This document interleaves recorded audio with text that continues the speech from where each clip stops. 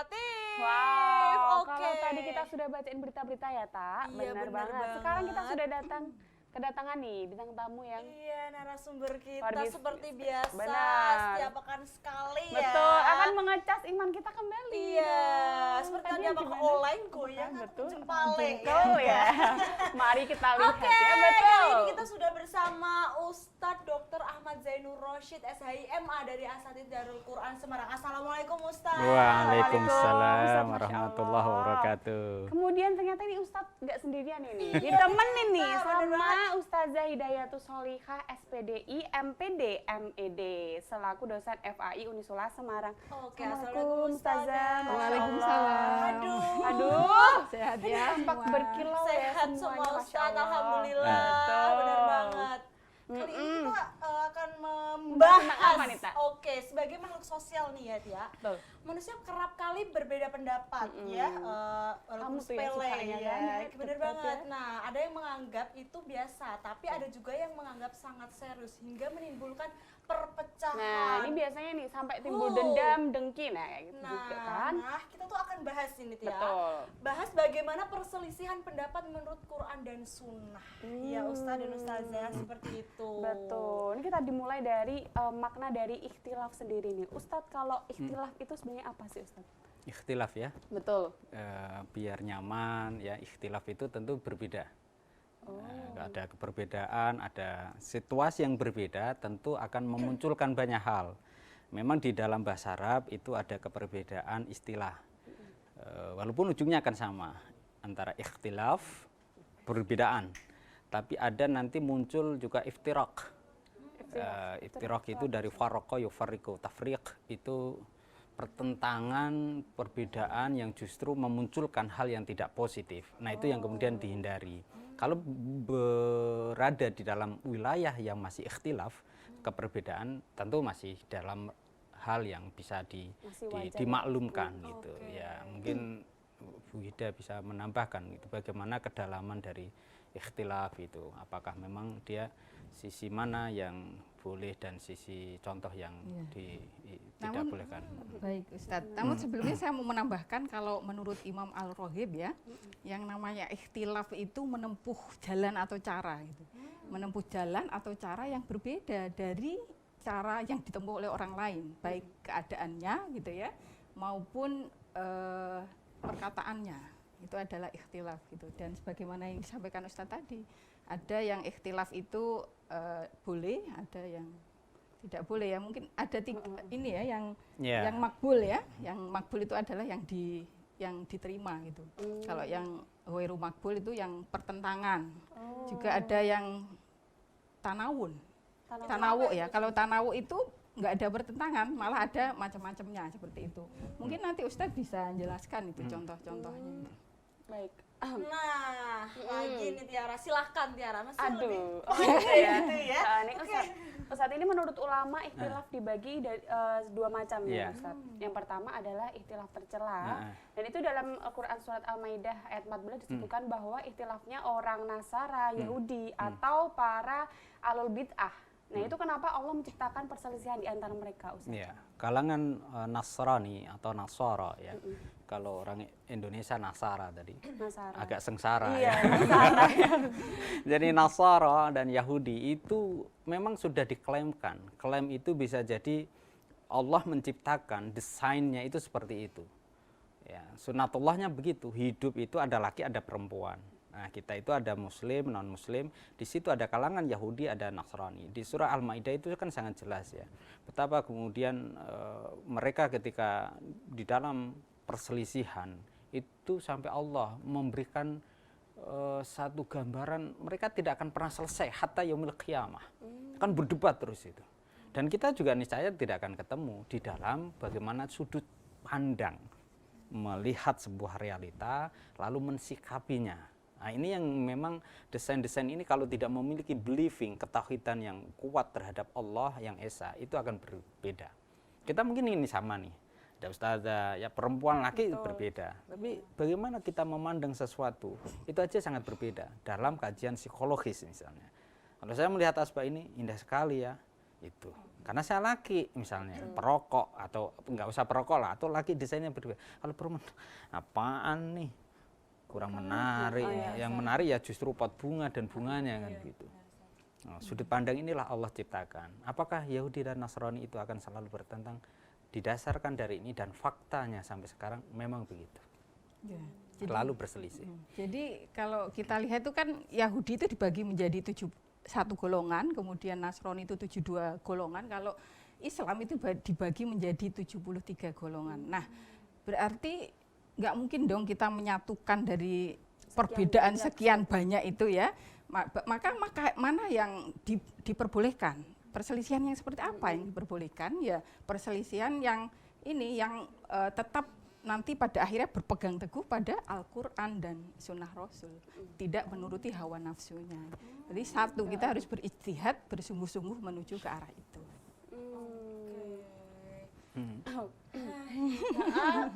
Iya. Banget ya. Berarti ternyata memang ada yang perselisihan di mana itu diperbolehkan ya Ustazah ya. Berarti harus sesuai dengan Quran seperti Ya, itu. ini kan perbedaannya beragam ya. Pada sisi yang bersifat ideologis keyakinan, jelas kita berbeda. Yahudi, Nasrani itu berbeda. Di dalam surah Al-Baqarah misalnya juga walladzina amanu wa 'amilus solihati, ya orang-orang yang berbuat baik walaupun mereka Yahudi dan Nasrani akan dibalas kebaikan. Ya. Tetapi menjadi pertanyaan juga, lah kenapa Allah menciptakan ini? Di surah itu kan sudah jelas juga. Apa sih menjadi ini ya? Kok Gusti Allah itu nggak menciptakan mereka itu satu aja gitu. Supaya akur gitu. Ya alladzi khalaqal maut wal haya liyabluwakum ayyukum ahsanu amala. Allah memang menciptakan wahana dramatisasi dunia ini sebagai sebuah konteks on stage ya, panggung dunia itu untuk kemudian melihat mana aktor-aktor yang kemudian dia dengan hidup dan mati itu yang terbaik. Yahudi Nasrani secara perilaku tidak memiliki ketauhidan Allah, tauhidannya batil, tidak diterima. Tapi bisa jadi amal salihatnya, kebaikan-kebaikannya itu juga kemudian dinilai positif. Orang Muslim yang berbuat buruk tetap akan diganjar negatif. Ada orang-orang yang disebut dengan fasik, dia sholat tapi dia kemudian misuh-misuh, misuh tangan, misuh rai dan lain sebagainya, membasuh ya itu ya. Iya, Nah itu tetap ya kamu ya, Tak, ya? diberikan satu azab gitu. Ada di sini Anda tidak Muslim tapi Anda menjaga kesehatan, Anda akan tetap sehat. Berarti mengikuti sunatullah. Mengikuti sunatullah, mana yang wilayahnya Akidah. akan diterima, mana yang wilayahnya tidak diterima. Secara akidah dia tidak mentauhidkan Allah, itu salah. Oh, tapi Ustadz, kembali lagi ke ikhtilaf ini. Nah, Kalau ikhtilaf sendiri itu kan di satu pihak pasti akan ada yang dicela, Ya. kemudian ada yang dipuji juga, mungkin karena benar atau mungkin ada sesuatu yang lain. Nah, hal-hal seperti itu sebenarnya dari zaman Rasul sendiri itu sudah ada atau bagaimana ceritanya? Dan Ustadz? adakah contohnya nggak itu, Ustaz? Iya, iya. Mau dijawab dulu, Ustaz? Jadi kalau pada zaman Rasulullah, karena masih ada Rasul ya, jadi kalau ada perbedaan-perbedaan yang bersifat hukum gitu, itu langsung merujuk pada Nabi. Jadi selalu terselesaikan dengan baik, ada Nabi gitu ya. Gitu. Tapi kalau yang dimaksud adalah perbedaan pendapat ya, bukan yang ikhtilaf ini, itu ya ada. Dulu kan ada jadi di Mekah itu kan ada suku-suku gitu ya Ustaz, suku-suku kabilah ya. Ada tokoh-tokoh besar dan ketika mau peletakan batu Hajar Aswad, nah itu pada berebut itu siapa yang paling berhak. Nah, itu aja sudah berbeda pendapat ya. Itu zaman Rasul dulu. Kemudian minta keputusan pada Rasulullah. Nah, Rasulullah ini luar biasa ini menyatukan pendapat itu. Jadi beliau meletakkan Hajar Aswad itu di surban beliau. Kemudian masing-masing kepala suku itu disuruh mengangkat Hajar Aswad itu bersama-sama. Dan akhirnya pertikaian selama perselisihan pendapat siapa yang paling berhak selama 4 malam itu terselesaikan. Itu luar biasa itu. Bersatu kembali gitu ya. Bersatu kembali. Jadi ada, tapi bukan hukum ya. Kalau hukum dikembalikan karena Rasulullah masih ada. Tapi kalau sesudah Rasulullah sedo atau wafat, ya memang pastinya ada ya. Perbedaan. Secara hukum kita bisa melihat ya bagaimana ruang itu diberikan gambaran kepada kita umat Muhammad. Rasul itu kan memang pribadi yang anggun, tidak pernah nyalahin, dan kita meniru itu. Ya, jadi kalau misalnya para sahabat itu melakukan hal yang tidak tepat, Rasul tidak langsung menghardik. Dan kita pernah kisahkan betapa orang di luar Islam yang baru mengenal Islam, lalu menginjakkan kakinya di masjid, lalu ngencingin itu masjid. Wah, itu kan Umar bin Khattab langsung ngunus pedangnya, tak potong kan gitu ya. Tapi kemudian Rasul jangan, mereka tidak tahu. Dan itu di salah satu kitab di Riyadhus Shalihin atau di bagian kitab-kitab yang hadis itu dijelaskan. Doa Rasul itu luar biasa. Selalu beliau itu mengatakan terhadap orang-orang yang tidak tahu. Dan ini mungkin konteks milenial sekarang ya. Pribadi generasi yang tidak tahu, ya kita doain. Ya, Allah maghfir lahu. Ya Allah ampuni mereka. Fa innahum la ya'lamun. Karena sesungguhnya mereka nggak tahu. Nah, kita kan gemes itu melihat perbedaan. Iya. Apalagi loh masjid loh dikencingin. Itu onta aja mungkin nggak mau ngencingin masjid kan. Tapi saking begitunya itu terjadi. Dan itu Rasulullah melarang itu. Nanti dia akan begitu. Orang dulu mabuk-mabukan itu dibiarin.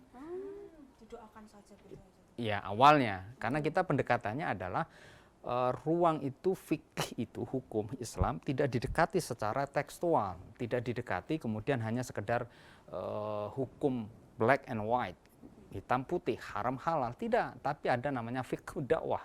Bagaimana kemudian orang diajak dulu. Karena Allahu syakirun alim, Allah itu juga maha menerima. Lalu itu bagaimana? Udah, mereka biar kenal Islam, biarkan aja dulu. Sholat, masih mendem, ya masih. Nah, aku kemudian didekatin. Kalau kamu sholat lalu mendem, kamu sama aja itu nggak sholat. Gitu. Tapi bukan langsung haram, habis itu. Oh ya, Tat, itu masih ada lagi Tat itu yang ketika ini waktu itu kan umat Muslim itu betul-betul diintimidasi, ibaratnya dijajah gitu ya oleh orang-orang kafir Quraisy, maka umat Muslim itu ingin berhijrah. Tapi Umar bin Khattab itu bilang kepada umat-umat Muslim yang lain, jangan kita berhijrah. Nah, itu ada perbedaan ya pendapat. Jangan kita berhijrah karena itu berarti kita takut. Nah, gitu ya. Maka datanglah ayat dari Allah gitu ya yang menyuruh berhijrah. Nah, sesudah itu tidak ada perbedaan, maka berhijrahlah ke Madinah. Jadi pada waktu Nabi itu juga ada petunjuk juga dari Allah. Jadi ya perbedaan itu sudah terjadi dari zaman kepemimpinan Rasulullah. Ya, hanya selalu terpecahkan ya kalau misalnya Nabi. Nah ini lagi Ustadz, kalau tadi kan ada ikhtilaf yang tercela. Nah disebutkan pula ada ikhtilaf yang diperbolehkan, yaitu ikhtilaf yang diperbolehkan istijad di dalamnya. Seperti apa ini Ustadz contohnya? Ijtihad ya, ijtihad itu boleh. Jadi al-ijtihad la yunqadu bil ijtihad. Satu ijtihad itu kalau di dalam bahasa Arab ya dari jahada yujahidu, bersungguh-sungguh. Nah itu Allah maha melihat, tidak kemudian langsung wah kamu salah ini. Misalnya Mbak Tiara nih, tiba-tiba dari satu waktu Allahu Akbar, tapi sebelumnya udah lihat nih kanan kiri, ini barat ya, kayaknya barat. Ternyata temannya ngikik di belakang Tiara ini, baru gitu, hadapnya ke timur. Tapi kan sudah ijtihad, kita itu di tempat yang baru. Al-ijtihad la yunqadu bil ijtihad. Ijtihad yang awal itu tidak akan digantikan dengan ijtihad yang baru. Ijtihad baru tetap. Terus Mbak Tiara tadi sholat zuhur, habis itu asar hadapnya ke barat, tadi kan timur kan? Betul. Itu yang zuhur nggak perlu diulang, sah, nggak apa-apa. Ya, maka betapa kemudian ijtihad itu di dalam Islam itu kesungguhan. Wajah itu fisabilillah bi amfungsikum wa amwalikum, itu jelas. Dengan kesungguhan kita berpikir, nah nggak usah takut di dalam ijtihad asal ada ilmunya.